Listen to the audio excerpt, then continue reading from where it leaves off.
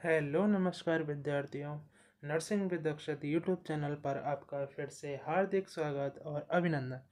आज हम एक विशेष टॉपिक पे बात करने आए हैं कि बहुत से स्टूडेंट्स को नर्सिंग मैनेजमेंट में लिखने में बहुत प्रॉब्लम होती है। ठीक है, डायग्नोसिस नहीं पता, इंटरवेंशन कैसे लिखना है, क्या डिजायर्ड आउटकम्स होते हैं।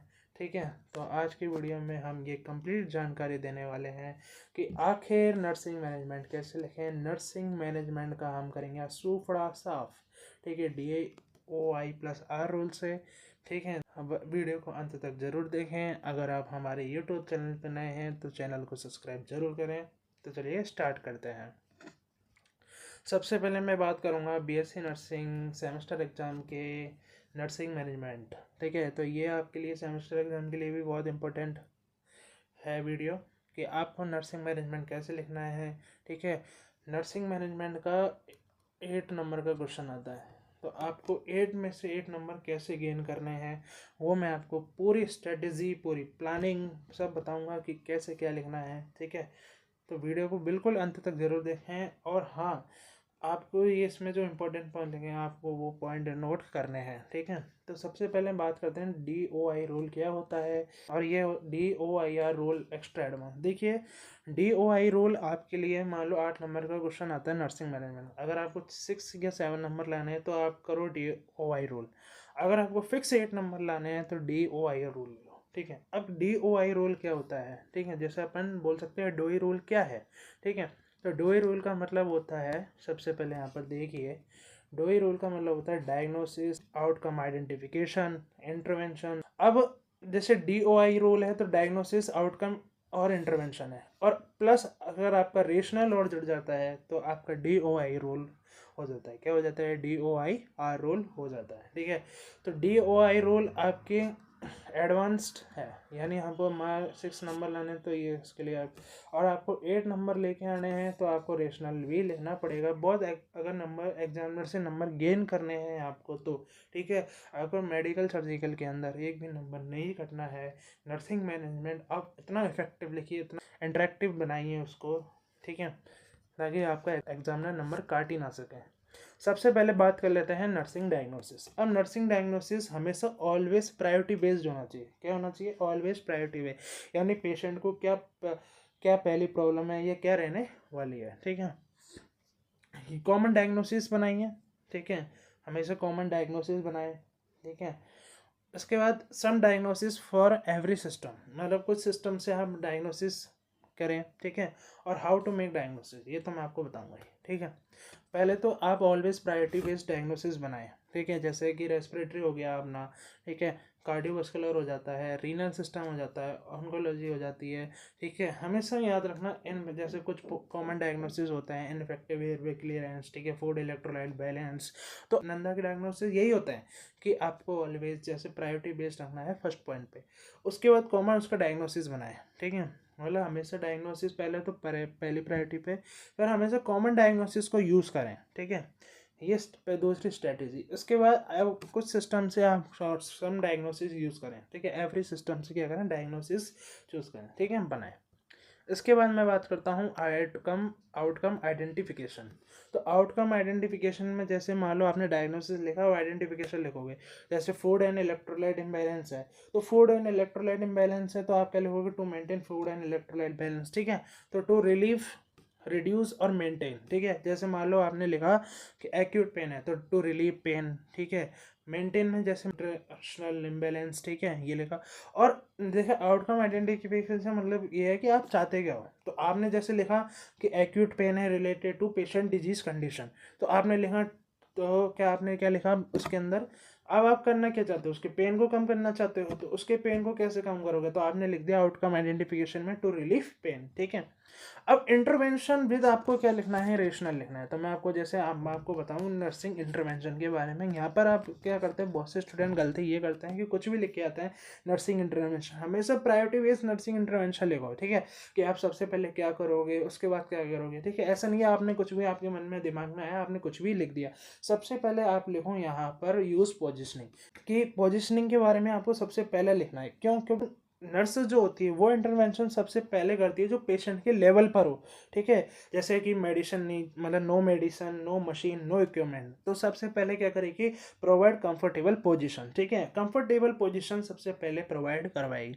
उसके बाद आपको लिखना है असेसमेंट टेक्निक। क्या लिखना है, असेसमेंट टेक्निक। असेसमेंट टेक्निक जैसे आपने लिखा असेस्ड पेशेंट जनरल कंडीशन। अब जैसे आपने नर्सिंग प्रोसेस के अंदर पढ़ा होगा, ठीक है, फर्स्ट ईयर के अंदर पढ़ा होगा, नर्सिंग प्रोसेस के अंदर हमने असेसमेंट टेक्निक्स के बारे में पढ़ा होगा। उसके बाद आपको लिखना है कंफर्ट मेजर। कंफर्ट मेजर के अंदर जैसे कि पेशेंट को प्रोवाइड कंफर्टेबल पोजीशनिंग आ रही है, बेड साइड के अंदर आप क्या क्या कंफर्ट मेजर रख रखे हैं, तो वो आ जाता है, ठीक है। चार्टिंग के अंदर जैसे कि ब्लड एग्जामिनेशन, ब्लड कितना लॉस हुआ है इसका, ठीक है, ब्लड के बारे में आपको लिखना है।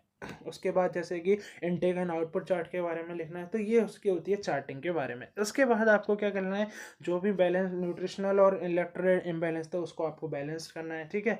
और लास्ट में लिखना है फार्माकोलॉजिकल इंटरवेंशन। अब इसके अंदर एक पॉइंट ऐड हो जाता है, जैसे कि फार्माकोलॉजिकल इंटरवेंशन है, आपको ड्रग याद है तो आप ड्रग के बारे में लिख सकते हैं, ठीक है। लेकिन अब उसके बाद आपको ये लिखना है कि ड्रग एडमिनिस्ट्रेशन या प्रोवाइड मेडिकेशंस, ठीक है, to the patient which is prescribe by physician, ठीक है। किसके द्वारा प्रेस्क्राइब की, फिजिशियन के द्वारा, क्योंकि नर्स जो होती है वो मेडिसिन खुद नहीं लिखती है, उसका काम होता है एडमिनिस्ट्रेशन करना, ठीक है। उसके बाद जो भी आपने प्रोसीजर किया है, ठीक है, उसके बारे में आपको लिखना है इसके इंटरवेंशन। जैसे कि फॉर एग्जांपल मैं आपको एक एग्जांपल से समझा देता हूँ। जैसे मालूम मैंने लिखा है एमआई। अब एमआई का है तो उसमें प्रायोरिटी बेस्ड नर्सिंग डायग्नोसिस क्या होने वाला है, देखिए समझिए। तो acute pain related to tissue ischemia evidence by facial grimacing, ठीक है। अब एक्यूट पेन है, आपको पता है एमआई का पेशेंट होता है तो एक्यूट पेन होता है, चोकिंग होती है, ठीक है। तो अब इसके पेशेंट को एक्यूट पेन है, तो मैंने सबसे पहले क्या लिखा, acute pain related to tissue ischemia, तो मैंने सबसे पहले यहाँ पर जो प्रायोरिटी नर्सिंग डायग्नोसिस है वो लिखा। अब मैंने आपको पहले भी बताया था पीढ़ी के अंदर, जब मैंने कॉमन नर्सिंग डायग्नोसिस बताए थे, साइकेट्रिक के अंदर बताए थे कि हमेशा आपको डायग्नोसिस लिखने हैं विद रीजन के साथ, जैसे कि रिलेटेड टू क्यों देखने को मिला, ठीक है, ये आपको तो लिखना ही लिखना है, ठीक है। रीजन आपको कॉज, आपको एग्जिट कॉज बताना है कि इस वजह से इस पेशेंट को ये देखने को मिला। जैसे मैंने लिखा एक्यूट पेन, तो एक्यूट पेन क्यों देखने को मिला, एक्यूट पेन देखने को मिला टिश्यू इस्चीमिया की वजह से। अब किस में आपने देखा, फेशियल ग्रिमेस से। अब मान लो आपको नर्सिंग डायग्नोसिस में आपने लिखा पेशेंट का नाम है, तो आपने पेशेंट को देखते हुए असेसमेंट किया कि फेशियल ग्रिमेसिंग के द्वारा हमने देखने को मिला कि पेशेंट को क्या एक्यूट पेन है और किसकी वजह से, टिश्यू इस्चीमिया।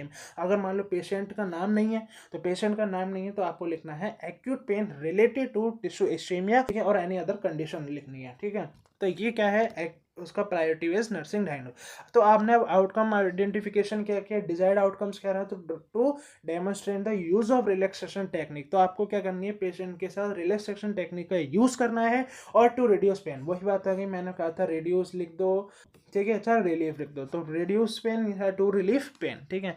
अब नर्सिंग इंटरवेंशन क्या हो सकता है, तो नर्सिंग इंटरवेंशन आपने सबसे लिखा monitor and document characteristic of pain, तो आपको सबसे पहले उसकी पेन की कैरेक्टरिस्टिक होने का, ठीक है। इंटेंसिटी ऑफ पेन चेक करना है स्केल के द्वारा, जैसे पेन स्केल्स आते हैं तो उनके द्वारा आपको मेजर करना है पेन को।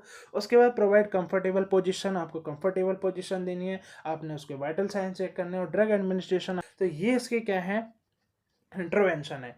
तो ये हमको मैंने विद एग्जांपल आपको बताया है, ठीक है। इसके बाद मैं आपको यहाँ पर थोड़े से कॉमन जनरल डायग्नोसिस बता देता हूँ जो आपके अडल्ट हेल्थ नर्सिंग सेकंड के लिए बहुत हेल्पफुल रहने वाले हैं, ठीक है। कौन कौन से ऐसे कॉमन नर्सिंग के नंदा के डायग्नोसिस हैं, ठीक है, एमएसएन सेकंड के अंदर, या अडल्ट हेल्थ नर्सिंग सेकंड के अंदर। जैसे ईएनटी है तो इम्पेयर्ड वर्बल कम्युनिकेशन हो गया। एक्यूट पेन, तो एक्यूट पेन किसका रिलेटेड है, और रिलेटेड टू ओटाइटिस मीडिया वगैरह हो गया, ठीक है। Risk for infection disturb sensory perception, impaired swelling और एंजाइटी। इसके बाद आई डिसऑर्डर की बात कर लें तो आई डिसऑर्डर में सेंसरी परसेप्शन लॉस होता है, विजुअल, देखिए ईएनटी के अंदर सेंसरी परसेप्शन होता है ऑडिटरी, और आई के अंदर होता है विजुअल, ठीक है। Risk for injury, self care deficit, deficient knowledge, ठीक है। किडनी एंड यूरिनरी की बात करें तो यूरिनरी एलिमिनेशन इम्पेयर हो गया, फ्लूइड वॉल्यूम का इम्बैलेंस हो गया, इन्फेक्शन हो गया, एक्यूट पेन, ठीक है। तो ये कॉमन नर्सिंग नंदा के डायग्नोसिस हैं। मेल रिप्रोडक्टिव के अंदर acute pain, disturb body image, sexual dysfunction, deficient knowledge. Burn and cosmetic surgery के अंदर impaired skin integrity, risk for infection, acute pain, disturb body image, ठीक है। इसके बाद बात कर लेते हैं नर्वस सिस्टम के अंदर, तो नर्वस सिस्टम में ineffective cerebral perfusion, acute confusion, impaired mobility, risk for falls, ठीक है।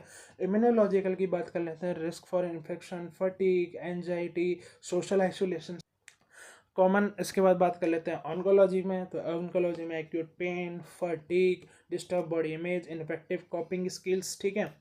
इमरजेंसी एंड डिजास्टर की बात कर लेते हैं तो infective tissue perfusion, infective breathing pattern, risk for shock, anxiety, ठीक है। बात कर लेते हैं एल्डरली केयर के अंदर। तो एल्डरली केयर में risk for falls, chronic pain, self care deficit, impaired mobility, ठीक है। इम्पेयर्ड मोबिलिटी की बात कर लेते हैं यहाँ पर क्रिटिकल केयर यूनिट के अंदर infective airway clearance, impaired gas exchange, risk for infection, anxiety, ठीक है। इसके बाद बात कर लेते हैं ऑक्यूपेशनल डिसऑर्डर में। तो risk for infective thermoregulation, impaired skin integrity, acute pain और रिस्क फॉर इंजरी। तो ये आपके हर सिस्टम वाइज डायग्नोसिस हैं जो आपको प्रायोरिटी बेस रखना है। कॉमन नर्सिंग डायग्नोसिस है, ठीक है, जो आप हर डिजीज़ में लिख सकते हो, ठीक है। इसके बाद कुछ बात कर लेते हैं कॉमन नर्सिंग केयर प्लान्स। जैसे मान लो आपके आ जाती है ENT, तो कॉमन नर्सिंग केयर प्लान्स देख लेते हैं, ठीक है। जैसे मान लो ENT डिसऑर्डर आ जाता है तो आपने सबसे पहले क्या असेसमेंट किया कि पेशेंट ईयर पेन है, हीयरिंग लॉस है, रेडनेस अराउंड ईयर, वाइटल्स है। तो डायग्नोसिस क्या किया, acute pain related to infection, otitis media, ठीक है, ये आपका डायग्नोसिस था।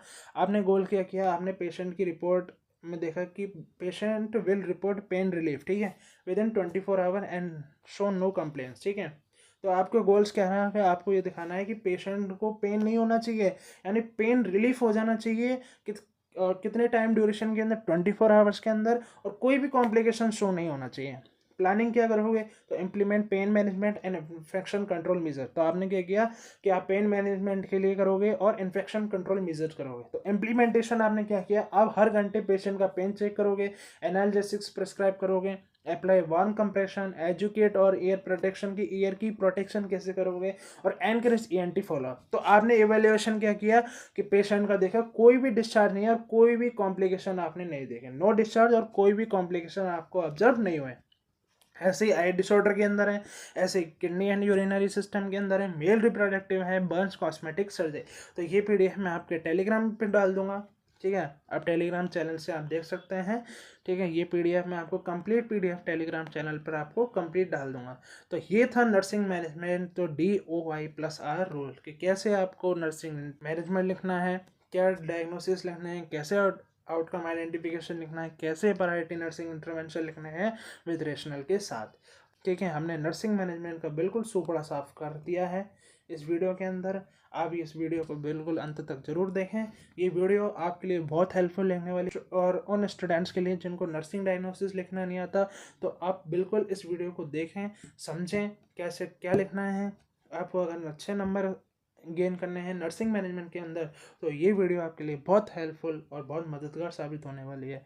तो आज की वीडियो में केवल इतना ही, मिलते हैं नेक्स्ट वीडियो में नेक्स्ट सब्जेक्ट के साथ। तब तक के लिए थैंक यू, धन्यवाद, थैंक यू वेरी मच।